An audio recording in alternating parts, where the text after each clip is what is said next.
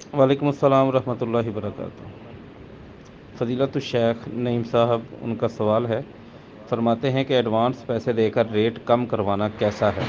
مثال کے طور پر دودھ فروش بھینسوں کے مالک کو 60,000 روپے ایڈوانس دیتا ہے کہ آپ نے مجھے 110 روپے کلو کی بجائے 100 روپے کلو دودھ دینا ہے، جبکہ اس سے پہلے وہ 10 کے حساب سے خرید رہا تھا۔ نمبر 2، ایک آدمی بھٹے کے مالک کو 2 لاکھ روپے ایڈوانس دیتا ہے، آپ مجھے اینٹ دوسرے لوگوں کی نسبت مزید سستی کر کے دیں گے، ایسا جائز ہے؟ الحمدللہ والصلاۃ والسلام علی رسول اللہ، اما بعد۔ جی شیخ صاحب، انشاءاللہ اللہ تعالیٰ کی توفیق سے ایسا کرنا درست ہے۔ یہ بے سلم کہلاتی ہے۔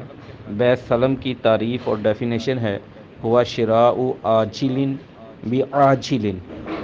پہلا عاجلہ حمزہ کے ساتھ آپ زیادہ سمجھتے ہیں، ماشاءاللہ اللہ تعالیٰ نے آپ کو علم و فضل سے نوازا ہے۔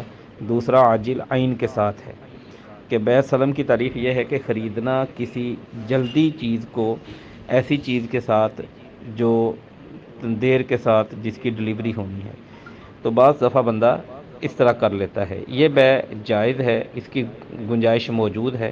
نبی کریم صلی اللہ علیہ وآلہ وسلم نے اس کی اجازت دی تھی، صحابہ کرام رضوان اللہ تعالیٰ علیہ مجمعین کا اس پر عمل بھی موجود ہے۔ اس کے لیے مثال کے طور پر سنن نبی داود میں 3466 نمبر پر حدیث مبارکہ موجود ہے، سنن نسائی میں 4614 نمبر پر حدیث مبارکہ موجود ہے۔ سیدنا عبداللہ بن ابی مجال صحابی کا نام ہے، وہ بیان کرتے ہیں کہ عبداللہ بن شداد ابن الحاد اور ابو بردہ رضی اللہ تعالی عنہما، ان کا بے سلف کے اندر اختلاف ہو گیا تھا۔ آگے وہ پوری ایک لمبی حدیث ہے، تو اس کے علاوہ سیدنا عبداللہ بن ابی ربیعہ رضی اللہ تعالی عنہ، ان سے بھی بے سلف کے حوالے سے احادیث ملتی ہیں، سنن ابن ماجہ میں 2424 نمبر پر حدیث موجود ہے۔ لیکن اس کی کچھ شرائط ہیں۔ ایسی بے جس میں ایک آدمی یا خریدار تمام پیمنٹ کا زیادہ حصہ پہلے دے دیتا ہے، اور جو فروخت کنندہ ہے، فروخت کرنے والا بندہ، بائع جس کو کہتے ہیں ہم، وہ سیلر، وہ اپنی چیز بعد میں ادا کرے گا، تو اس وجہ سے وہ اپنی چیز کا ریٹ کم کر دیتا ہے کہ اسے پیسے پہلے مل جائیں، پیمنٹ پہلے مل جائے تاکہ وہ اس سے کوئی فائدہ اٹھا لے۔ اور اس میں خریدار کا فائدہ یہ ہو رہا ہوتا ہے کہ اس کے پیسے تو پہلے چلے جاتے ہیں، لیکن اس کے بدلے اسے جو چیز ملنے والی ہوتی ہے اس کا ریٹ کم ہو جاتا ہے۔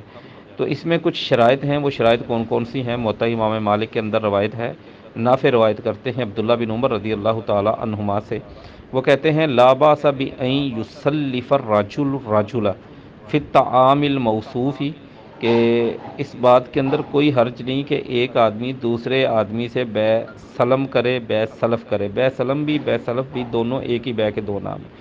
اور انہوں نے کہا کہ شرط یہ ہے کہ بسعر معلوم، قیمت وہ متعین ہو جائے، الی اجل مسمى، ایک مقررہ وقت تک ہو۔